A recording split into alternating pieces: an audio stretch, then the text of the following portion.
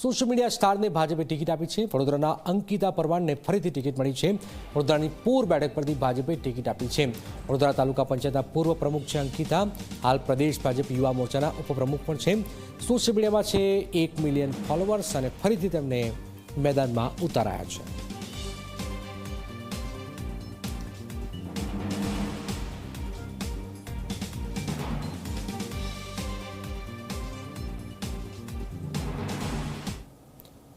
વડોદરા જિલ્લા પંચાયતના ઉમેદવારીને વિરોધ પૂર બેઠક પર અંકિતા પરમારના નામથી વિરોધ થયો છે। નામ જાહેર થતાં જ નયનાબેન પરમારે બળવો કર્યો છે।